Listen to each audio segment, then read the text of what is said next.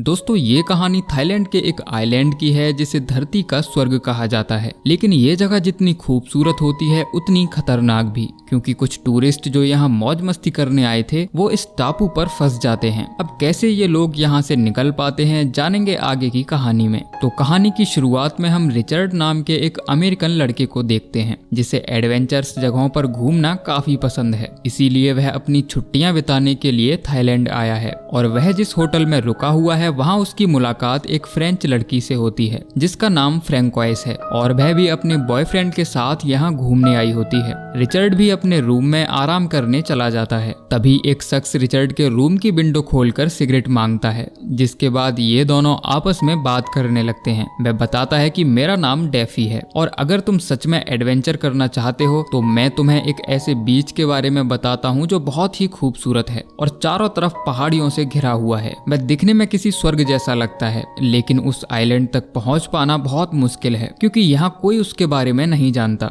हालांकि रिचर्ड उसकी बातों पर ज्यादा ध्यान नहीं देता। अब अगली सुबह जब वह जागता है तो देखता है कि उसके रूम के दरवाजे पर एक मैप लटका हुआ है जो उसी आइलैंड का होता है जिसके बारे में रात डेफी ने उसे बताया था। तभी रिचर्ड डेफी से मिलने उसके रूम में जाता है और देखता है कि उसने नस काट कर आत्महत्या कर ली है। जब पुलिस वहां आती है तो ऑफिसर्स रिचर्ड से कुछ सवाल जवाब करते हैं और बाद में उसे छोड़ दिया जाता है। अब रिचर्ड फ्रैंकोइस और उसके बॉयफ्रेंड एटियन से मिलता है और उन्हें वह नक्शा दिखाते हुए कहता है कि अगर तुम्हें जिंदगी के असली मजे करने हैं तो मेरे साथ चलो। मैं तुम्हें एक ऐसे आइलैंड पर ले चलूंगा जहाँ का पानी नीला है और पूरा बीच सफेद रेत से भरा हुआ है। जिसके बाद फ्रैंकोइस और एटियन उसके साथ आने के लिए राजी हो जाते हैं और अब ये तीनों उस सीक्रेट बीच की तरफ निकल जाते हैं जो यहाँ से लगभग 500 किलोमीटर दूर है। और अब लगातार 24 घंटों तक सफर करने के बाद ये लोग एक बीच पर पहुंच जाते हैं जहां से आगे का सफर इन्हें अगले दिन बोट से तय करना होगा। इसीलिए रात बिताने के लिए ये लोग यहीं रुक जाते हैं। अब जब रिचर्ड अपने रूम में जा रहा होता है तो यहाँ उसकी मुलाकात दो और लोगों से होती है जो उसी आइलैंड के बारे में बात करते हैं जहाँ रिचर्ड जा रहा है, लेकिन इन्हें उस सीक्रेट आइलैंड तक पहुँचने का रास्ता नहीं मालूम होता। अब अगली सुबह रिचर्ड जाने से पहले उस नक्शे की एक कॉपी बनाता है और उस कॉपी को उन दोनों लड़कों के रूम के बाहर छोड़ देता है। दरअसल रिचर्ड ऐसा इसलिए भी करता है कि जिस अनजान आइलैंड पर ये लोग जा रहे हैं वहाँ कोई खतरा भी हो सकता है, इसीलिए किसी को तो उनके बारे में पता होना चाहिए। अब कई घंटों के सफर के बाद बोट उन्हें एक दूसरे बीच पर ड्रॉप कर देती है क्योंकि जिस आइलैंड पर ये लोग जाना चाहते हैं वहाँ तक कोई बोट नहीं जाती। इसीलिए ये तीनों रात बिताने के लिए इसी टापू पर रुक जाते हैं जहाँ फ्रैंकोइस अपने कैमरे से तारों की तस्वीर खींचती है और अगली सुबह ये लोग डिसाइड करते हैं कि हम उस आइलैंड पर तैर कर जाएंगे जो इस बीच से लगभग 1 किलोमीटर दूर है। अब ये लोग तैरना शुरू करते हैं और कुछ ही समय बाद वहां तक पहुंच जाते हैं। अब जब ये लोग आगे बढ़ते हैं तो देखते हैं कि इस आइलैंड पर बहुत बड़ी तादाद में भांग की खेती होती है जिसका इस्तेमाल नशीले पदार्थों को बनाने में किया जाता है। तभी रिचर्ड की नजर वहाँ सो रहे एक शख्स पर जाती है जिसके पास उसका हथियार और एक पालतू बंदर होता है जो रिचर्ड को देखते ही अपने मालिक को जगा देता है। लेकिन इससे पहले कि वह किसान जागता ये तीनों भांग के अंदर छिप जाते हैं। दरअसल ये सभी लोग किसान होते हैं जो इस आइलैंड पर भांग की खेती करते हैं और बिना उनकी इजाजत के यहाँ कोई नहीं आता।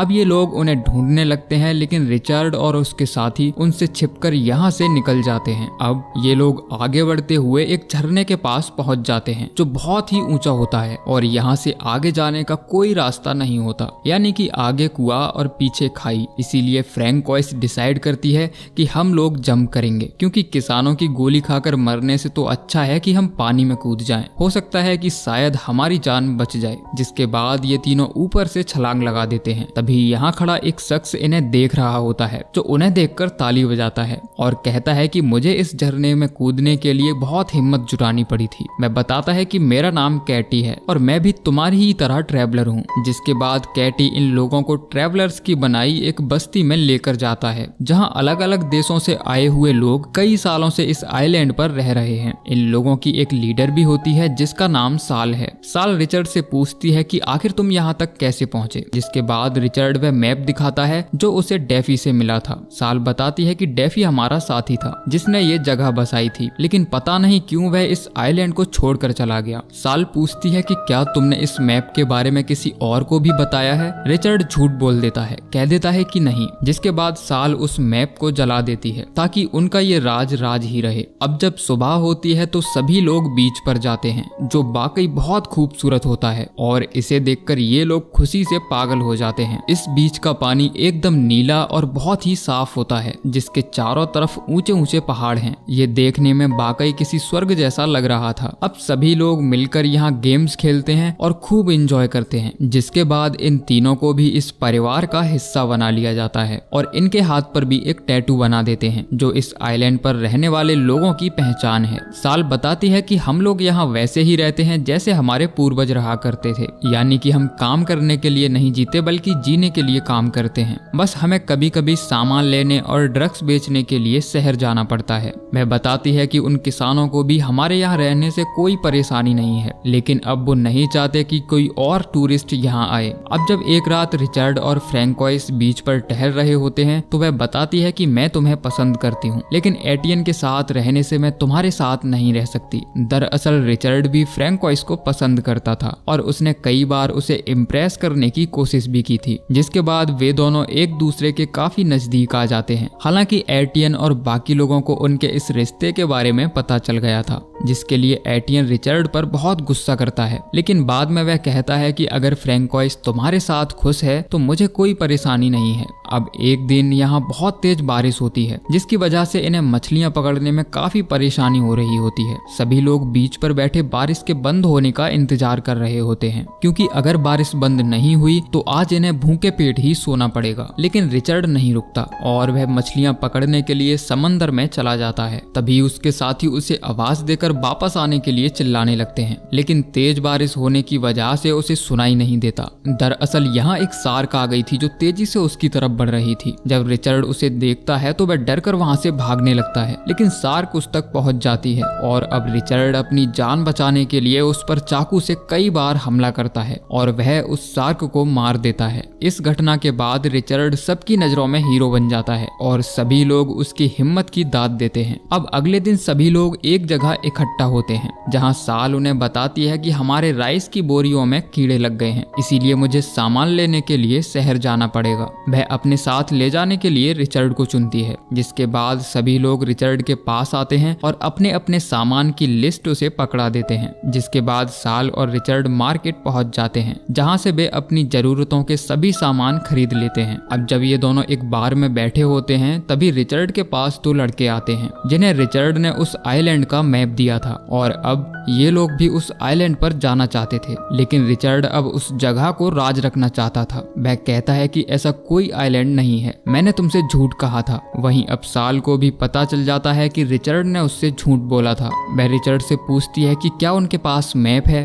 लेकिन रिचर्ड एक बार फिर झूठ बोल देता है। वह कहता है कि नहीं, मैंने उन्हें मैप की कॉपी नहीं दी है। साल कहती है कि तुम्हें परेशान होने की जरूरत नहीं है, लेकिन इस बात को राज रखने के लिए तुम्हें मेरे साथ एक रात बितानी होगी। जिसके बाद ये दोनों साथ में मेकआउट करते हैं और अगली सुबह बोट में सामान लादकर उसी आइलैंड पर पहुंच जाते हैं, जहां रिचर्ड सभी को उनका सामान दे देता है, जिसे पाकर सभी लोग बहुत खुश होते हैं। लेकिन फ्रैंकोइस काफी उदास बैठी थी। जब रिचर्ड उसके उदास होने का कारण पूछता है तो वह बताती है कि सभी लोग कहते हैं कि साल तुम्हें पसंद करती है, लेकिन रिचर्ड उसे यकीन दिलाता है कि ऐसा कुछ नहीं है, वो दोनों बस अच्छे दोस्त हैं। जिसके बाद सभी लोग बीच पर एंजॉय करते हैं और फ्रैंकोइस सभी का एक ग्रुप फोटो खींचती है। अब एक दिन जो तीन लोग बीच पर मछलियां पकड़ने गए थे, एक शार्क उन पर हमला कर देती है, जिसमें एक शख्स की मौके पर ही मौत हो जाती है और एक बुरी तरह जख्मी हो जाता है, जिसे तुरंत इलाज की जरूरत थी। लेकिन वह हॉस्पिटल जाने की कंडीशन में नहीं था। साल कहती है कि हम यहाँ डॉक्टर नहीं बुला सकते, अगर हमने ऐसा किया तो हमारा राज सभी को पता चल जाएगा। अब या तो तुम हॉस्पिटल चले जाओ या फिर यहीं रहकर मरने का इंतजार करो। अब क्रिस्टो कई दिनों तक उस भयंकर दर्द से तड़पता रहता है, जिसके कारण ये सभी लोग यहाँ एंजॉय नहीं कर पाते। इसीलिए ये सब मिलकर क्रिस्टो को मरने के लिए जंगल में छोड़ आते हैं। एटियन उन्हें ऐसा करने के लिए मना भी करता है, लेकिन कोई उसकी बात नहीं सुनता, लेकिन वह उसी के पास रुक जाता है। अब एक बार फिर बीच का माहौल पहले जैसे खुशनुमा हो जाता है और सभी लोग मिलकर खूब एंजॉय करते हैं। एक दिन जब रिचर्ड सो रहा होता है तो साल उसके पास आती है और उसे अपने साथ बीच पर लेकर जाती है, जहां वह दूरबीन से देखता है कि जो लोग उसे बार में मिले थे वो यहाँ आ चुके हैं और उनके पास इस आइलैंड का नक्शा भी है। साल समझ जाती है कि ये नक्शा रिचर्ड ने ही उन्हें दिया है, जिसके लिए वह रिचर्ड से काफी नाराज होती है और कहती है कि जब तक तुम उस नक्शे को वापस नहीं ले आते तब तक यहीं रहोगे और उन लोगों को यहाँ से वापस भेजोगे। अगर इस बार तुमने कोई चालाकी की तो मैं तुम्हारा झूठ सभी को बता दूंगी। इतना कहकर वह यहाँ से चली जाती है। अब रिचर्ड को यहाँ बैठे बैठे रात हो जाती है। तभी फ्रैंकोइस उसके पास आती है और आते ही उसे एक जोरदार थप्पड़ मारती है,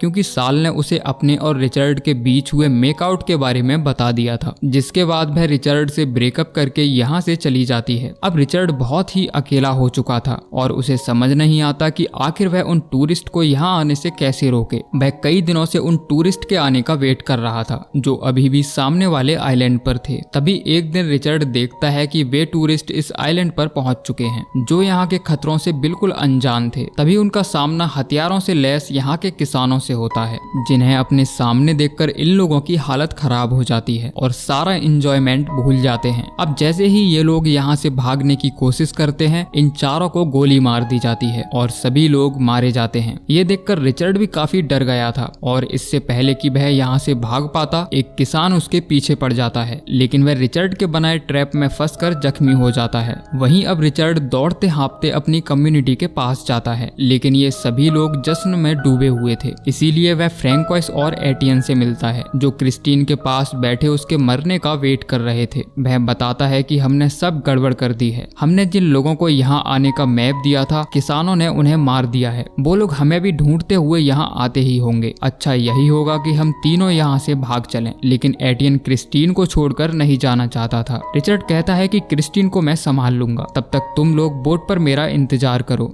अब एटियन और फ्रैंकोइस यहाँ से चले जाते हैं, जिनके जाने के बाद रिचर्ड क्रिस्टो की सांस रोककर उसे मार देता है। हालांकि वह ऐसा नहीं करना चाहता था, लेकिन अब उसके पास कोई और रास्ता नहीं था। तभी वे किसान भी यहाँ आ धमकते हैं और इससे पहले कि रिचर्ड भाग पाता, उसे पकड़ लिया जाता है। अब जब उसे होश आता है तो वह देखता है कि फ्रैंकोइस और एटियन भी यहीं हैं और इन किसानों ने सभी को बंदी बना लिया है। दरअसल किसानों का लीडर इन नए टूरिस्ट के आने से बेहद गुस्से में था। वह साल से कहता है कि मैंने तुमसे कहा था कि यहाँ कोई और टूरिस्ट नहीं आना चाहिए, लेकिन फिर भी तुमने उन लोगों को इस आइलैंड का नक्शा दिया है, इसीलिए अब तुम्हें ये आइलैंड छोड़कर जाना होगा। लेकिन कोई भी इस आइलैंड को छोड़कर जाने के लिए तैयार नहीं था। साल कहती है कि हम इस आइलैंड को छोड़कर नहीं जाएंगे, ये हमारा घर है। वह उसे बता देती है कि ये मैप रिचर्ड ने उन्हें दिया था। जिसके बाद वह रिचर्ड को पकड़कर सभी के सामने लाता है और साल से कहता है कि तुम लोग इस आइलैंड पर रह सकते हो, लेकिन तुम्हें सबके सामने इस लड़के को गोली मारनी होगी। वह अपनी गन साल को दे देता है, जिसके अंदर एक गोली होती है। हालांकि कोई भी नहीं चाहता था कि साल रिचर्ड को गोली मारे। ये लोग उसे मना भी करते हैं, लेकिन वह उनकी कोई बात नहीं सुनती और रिचर्ड पर गोली चला देती है। लेकिन रिचर्ड की किस्मत अच्छी होती है और वह बच जाता है। लेकिन अब साल की इस हरकत के कारण सभी लोग डर जाते हैं और सभी का भरोसा उसके ऊपर से उठ जाता है। इसीलिए सभी लोग इस आइलैंड को छोड़कर जाने लगते हैं और साल यहाँ अकेली रह जाती है। अब कुछ समय बाद दिखाया जाता है कि रिचर्ड ने फिर से अपनी कंपनी ज्वाइन कर ली है और वह अपनी पुरानी लाइफ में वापस लौट आया है। लेकिन उस बीच पर बिताए गए दिन उसे आज भी बहुत याद आते हैं। जब एक दिन वह अपनी ईमेल चेक करता है तो उसे फ्रैंकोइस का मेल आता है, जिसमें उन सभी की वह तस्वीर होती है जो उन्होंने बीच पर खींची थी। और इसी के साथ ये कहानी खत्म हो जाती है। तो दोस्तों ये थी कहानी दी बीच मूवी की, जो जरूर आपको पसंद आई होगी। बाकी आप नीचे कमेंट करके जरूर बताइए कि आपको ये कहानी कैसी लगी। मिलते हैं अगली वीडियो में, तब तक के लिए जय श्री कृष्णा।